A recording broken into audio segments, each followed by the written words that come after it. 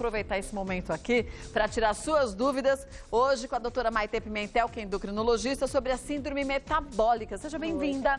Como vai? Tudo bem? Tudo bem. Bom, falar de síndrome metabólica é para falar de várias doenças juntas que causam problemas sérios à saúde das pessoas, né? Quando a gente fala de síndrome, são vários sintomas ou sinais que junto eles vão dar algum problema de saúde. No caso da síndrome metabólica, é o risco cardiovascular, Kátia. Então, de ter um infarto, de ter um derrame, de aumentar a gordura do fígado. Então, quer dizer, a síndrome metabólica ataca mais os obesos. Sim, tem tudo a ver com a obesidade, né? Tem a ver com aumento de colesterol, de triglicérides, de aumento da cintura abdominal, de resistência insulínica e de aumento de gordura em fígado. Então, para as pessoas em casa entenderem, quando a gente fala no aumento de gordura abdominal, a gente fala do lado estético. Você tem que ter menos de 88 centímetros de cintura. Acho que para as mulheres é isso, né? É. E homens menos de 102. Isso. É isso, né? Quer dizer, se você tiver menos de 88, você vai ter uma tendência maior a ter saúde, porque você não tem tanta gordura acumulada no abdômen. Acima disso, quanto mais centímetros eu tenho, mais risco eu corro, né? Porque a gordura que a gente vai estar falando aqui é a gordura por dentro, é a visceral. É a que vai grudar dentro dos órgãos, entupir dentro da artéria e vai ter o problema de saúde. É lógico que se você tem uma gordura, esteticamente falando, que não está bem, consequentemente a gordura interna também não vai estar boa. E né? é interessante, gente, porque tem gente que tem uma concentração grande de gordura no abdômen, mas o resto do corpo não. E acha que não corre esse risco, né? Então, quem é gordinho por inteiro, Kátia, não é tão fator de risco para ter risco cardiovascular. Quem é magro e tem aquela barriga, aí sim, o risco é maior.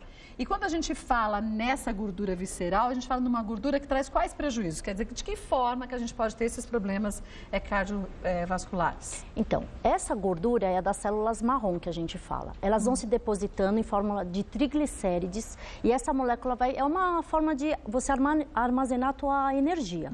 Só que essas células formam citocinas, que são substâncias que elas vão dar resistência insulínica, tá? A resistência insulínica eu vou explicar depois de uma maneira aqui, facinho, brincando, né? Tá. Que é o que vai começar a entupir os vasos das pessoas, tá?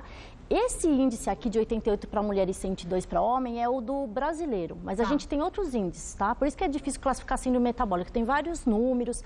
Lá no HC, no ambulatório de síndrome metabólica, a gente usa o QIDF, que é 80 para mulher e 94 para homem. Ah, é? Diminui bastante. E no Japão, a mulher tem cintura abdominal maior do que o homem. É considerado normal isso, por causa do tipo de arroz que eles comem. Que interessante. Bom, aqui a gente está falando, gente, em algumas doenças associadas, então, para se chegar à síndrome metabólica. A hipertensão é uma delas. A hipertensão. Então, pressão maior que 13 por 8,5, você já é um dos fatores, vou ficar ligada, porque pode ser um fator de risco para ter isso. Então, quer dizer, tem uma gordura abdominal acima de 88 para as mulheres, acima de 102 para os homens. É hipertenso, acima de 13 por 8,5. Isso. Cada fator desse, você vai fazendo um xizinho que você tem, é um passo à frente de você ter uma síndrome metabólica, né? Isso. De 5 fatores que a gente vai falar, se você tiver 3, você se enquadra dentro da síndrome metabólica. Então, aqui está a hipertensão, então, pressão acima de 13 por 8,5, você é também mais uma candidata. Próximo item, qual que é? Vamos ver. Toma pressão, remédio de pressão já não entra. Ah, sim, porque já tomou remédio de pressão já é considerado positivo esse item. Ah, já é bom. Quem já toma, o número chega. Isso. Tá. Vamos agora para a glicemia. Glicemia alterada, diagnóstico de diabetes, triglicérides alterado ou HDL, colesterol alterado. Isso. Glicemia a partir de quanto? 110. 110. Então, o normal pra gente é até 99, tá? 126 para cima é diabetes. Tá. Agora, a gente considera para essa síndrome maior que 110. Tá bom. Triglicérides alterado, o maior normal que seria... 150. Maior que 150. Gente, aqui tá errado, é alterado, tá? É alterado, comeram R aqui. Então, triglicérides acima de 150. 150. E HDL? O HDL é o bom colesterol. Ele quanto maior é melhor. Então, para as mulheres tem que ser 50 e para o homem 40. Então, mas aí aqui a gente fala em alimentação, mas mais do que isso, a gente fala também em atividade física, né? Com certeza. Não adianta eu ter uma ótima alimentação, não fazer atividade física, que eu não vou ter meu HDL aumentado, como eu preciso, né? E assim, existe um remédio que aumenta o HDL, mas o paciente não consegue por causa da intolerância. O que faz aumentar o HDL é a atividade física. E aí, a gente consegue também, através da alimentação e a ingestão correta das boas gorduras, aumentar o HDL, né? Sim. Mas a hereditariedade também, quando você tem uma família com colesterol ruim alto, LDL alto, fica complicado, né? Tem pessoas que têm história na família, Kátia, de infarto com 45 anos do pai. Quando tem essas histórias muito recentes, AVC antes dos 50 anos, geralmente tem esse erro metabólico de colesterol. Então, são pessoas que têm que se cuidar desde cedo. Muito mais atividade física, regrar muito mais alimentação e às vezes até que tomar remédio para tirar esses produtos de sujeira do organismo. Agora, o que acontece com o fígado para que a gente tenha problemas como, por exemplo, a síndrome metabólica? Ele fica meio que ao extremo, num estresse, ele trabalha e não consegue dar conta do recado? O fígado é um órgão, né, que a gente consegue... É o melhor exame para a gente fazer é ultrassom. Porque você faz ultrassom de pâncreas, de abdômen, você não vê direito. Mas como ele é denso, você consegue ver. A gordura, a gente tem 4 graus de gordura no fígado. A gordura fica em volta, parece um saquinho de gordura, Kátia, sabe? Essa não é tão prejudicial. Não. A 2 é que ela já vai se infiltrando. A 3, ela entra dentro da célula do fígado, o hepatócito, e vai perdendo a função. E o grau... Vai necrosando esse fígado? Isso, essa palavra mesmo, fibrose. E o grau 4, por incrível que pareça, é até transplante de fígado. Porque você infiltra tanto que você destrói a célula. Então a gente acha que é só cirrose por bebida, não é? Mas não é não. Não, né? A gordura também destrói o fígado. Mas a gente consegue, para quem está assistindo a gente, não se alarmar, já teve lá seu exame de esteatose, que é a gordura no fígado, no grau 2 ou 3, dá pra gente reverter isso, né? Sim, o grau 1 e 2 é totalmente reversível, tá? A gente tem até um estudo novo aí que mostrou que a vitamina E, ela é super importante para tirar a gordura de fígado. Vitamina E? E, em altas doses, de 400 a 1.200 unidades. Gente, e uma substância chamada pioglitazona também. Então, quem tem gordura no fígado tem que tratar, fazer dieta, exercício, emagrecer e usar essa substância para tirar o estresse dessa célula hepática que está estressada. Isso no grau 1 e 2. Grau 1 e 2. Grau 3? Já teve alguma lesão. Então, quer dizer, você pode reverter essa gordura, mas a área lesionada, essa já está perdida. Depende do tempo que você está com essa lesão no grau 3, você consegue reverter, senão não mais. Porque o fígado é um órgão que se regenera. Sim, ele é igual o rabinho da lagartixa. Que cresce o rabinho de novo, nosso fígado cresce também, Cresce de novo.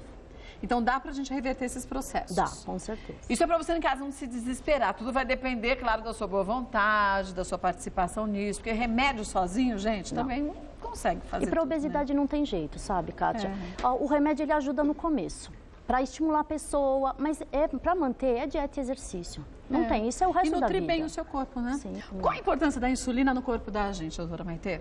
A insulina é o hormônio que faz com que abra a célula e a glicose, que é a fonte de energia, entre dentro dessa célula. Então, se eu não tenho a insulina, a minha célula fica fechada. E aí não entra a glicose e vira diabetes, porque a glicose fica circulando no sangue. Uma vez que ela não entra na célula, ela fica em excesso no sangue, né? Aqui, isso. Então, todo mundo tem que ter insulina, né?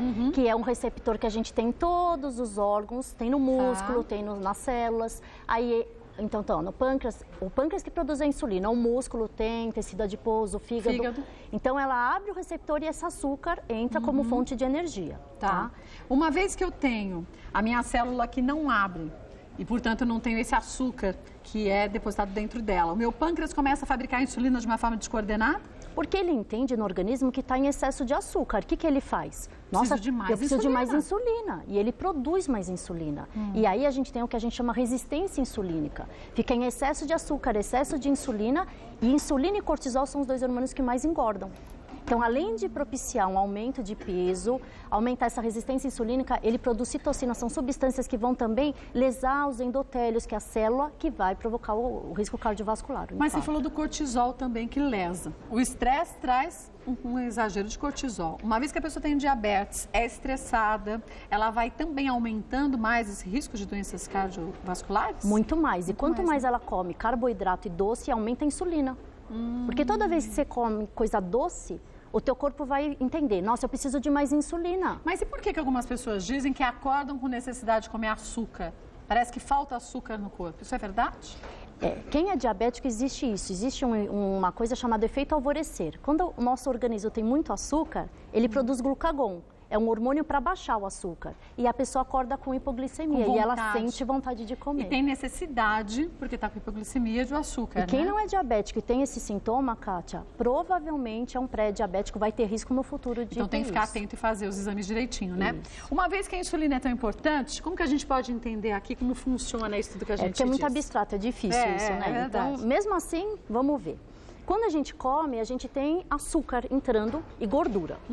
Então, isso são as açúcares que a gente está ingerindo. Ele entrou dentro do nosso organismo, na circulação. Açúcar pode vir de um carboidrato que no corpo, ou um amido, se transforma em açúcar, né? Que é o pão, arroz, batata, massa, tudo que tem farinha, gema de ovo. Esses são os saturados, que são os piores. Tá. A alface é até um carboidrato de baixo índice glicêmico. Não se transforma em açúcar assim, né? Uma baixa quantidade que não vai fazer tanto efeito, não é tão mal. Tá. Aí isso daqui é o açúcar da gente, ele entra dentro do nosso organismo. Aí ele vai ver uma célula, aqui a gente tem uma célula. A célula. Aí tem um monte disso daqui, ó, esse roxinho é o receptor de insulina. Então dentro de toda a célula tem um monte de ganchinho. Ela vai lá, gruda no ganchinho e consegue entrar para dentro da célula. Tá, entrou para dentro da célula, vai ser energia. Ótimo, vai isso que a gente quer. Vai ser usada como energia. Se a pessoa está com essa resistência insulínica, que é comendo errado, não fazendo exercício, com esses níveis que a gente falou, tudo alterado, vai ter excesso do quê? De glicose no corpo. E o triglicérides, que é o acúmulo de gordura, ele vai produzir citocinas que vão lá e vão grudar. O que são citocinas? São substâncias, são sujeirinhas, coisas ruins, que vão grudar no receptor da insulina. Então, meio que veda, parece um piche. Célula. Um piche, um plástico que não vai conseguir mais entrar nada. Então, quando minha pobrezinha tentar grudar aqui, bate e volta pro sangue. E aí o que acontece? Eu fico com excesso de açúcar no sangue e no futuro vai diabetes. Isso mesmo. Qual que é a pergunta, Ricó? O que é hiperinsulinismo, é isso? É aumento de insulina. Ah, é aumento de insulina. Isso, que fica essa resistência no sangue. Só ter esse açúcar no sangue direto. Isso. E aí, se a pessoa não toma cuidado, se torna um pré-diabético e se não também controla, vira um diabético. Isso. Isso acontece em qualquer fase da vida ou existe algum período, uma faixa etária que se percebe que com uma maior frequência a gente pode se tornar pré-diabético? Uma coisa que tem a ver, a gente não sabe se é a resistência insulínica que leva ao ovário policístico ou o ovário policístico que leva à resistência insulínica. Mas a menina, quando está para menstruar nessa fase, aumenta essa resistência insulínica. E a mulher na menopausa também. Porque a gente produz mais andrógenos, androstenediona, que vai acumular na gordura abdominal, que vai aumentar essa resistência insulínica. Por isso que a mulher na menopausa aumenta o risco do cardiovascular. E por isso que muitos médicos, não para todos, porque nada nessa vida é para todo mundo igual, indicam a reposição hormonal, né, para algumas mulheres. É um dos remédios que a gente usa também para evitar isso. Uma vez que você já foi diagnosticado com pré-diabetes e que você também já tem uma síndrome metabólica, só emagrecimento, alimentação e alguns medicamentos consegue reverter essa situação? Totalmente. Totalmente? E de 5 anos para cá, a gente tem substâncias novas, as incretinas, que vão dentro da célula do pâncreas e faz ele voltar a funcionar. Então estimula, é como se fosse uma chavinha para esse pâncreas, né? Então o pâncreas não fica tão cansado, porque quanto mais você produz insulina, o pâncreas é um órgão que acaba. Ele não é igual o fígado que a gente falou que se regenera. Quanto mais você usar ele vai ficando cansado, Fadigado, e ele morre. Aí ele vai ter o diabetes. Então essas substâncias fazem ele não ficar tão cansado. A máquina fica preservada. Fora a dieta e exercício que você acabou de falar, né? Porque também não adianta, viu, gente? Essa história de, eu quero comer tudo, ou então você descobre aí uma cirurgia, ou então um medicamento que promete que você pode emagrecer comendo tudo. Gente, é o que a gente gostaria de ouvir um dia, mas é impossível disso acontecer, não? Verdade, cara. Tem que fazer a escolha certa dos alimentos e buscar um endócrino, até para saber se você pode ter um outro problema que dificulte o seu emagrecimento. Essa história de hipotireoidismo, a gente já viu que é uma parcela muito pequena da população que tem excesso de peso por esse problema, né? E tratado, o hipotireoidismo, ele não é fator de obesidade. Aí não pode mais colocar a culpa na tireoide. Esqueça. E faça atividade física. Caminhada, você não precisa ter dinheiro. Sai pra rua e caminha, não é verdade? Olha, o site da doutora Maitê, para você conhecer um pouco mais do trabalho dela, é o doutora Maitê, com H, endócrino, tudo junto, doutoramaiteendócrino.com.br. Lá tem muitas informações sobre sua saúde, mas não esqueça o quanto que é importante essa parceria entre paciente e médico. Fizemos uma aposta, lembra, com o Felipe Tille? Falei que a gente ia ter uma médica cuidando dele para ele fazer os exames direitinho, para depois poder entrar para um trabalho importante, que é da atividade física. A doutora Maitê, a partir de hoje, vai começar a cuidar do Felipe Tille. Felipe Tille, que é diabético. Então, a gente vai tentar reverter isso. O diabetes não tem cura, mas a gente vai tentar fazer ele emagrecer e melhorar tanto o nível glicêmico que talvez até sem medicação ele fique. Olha que bom, isso é possível para todo mundo. Isso é possível. Então, olha, a gente vai acompanhar esse desenvolvimento de saúde e também o preparo físico do Felipe Tille. E aí depois, lá em novembro, dia 22 de novembro, a gente vai participar da maratona. Quer dizer, é um quarto de maratona, são 10 quilômetros, mas é um bom começo. Obrigada. Sucesso sempre, viu?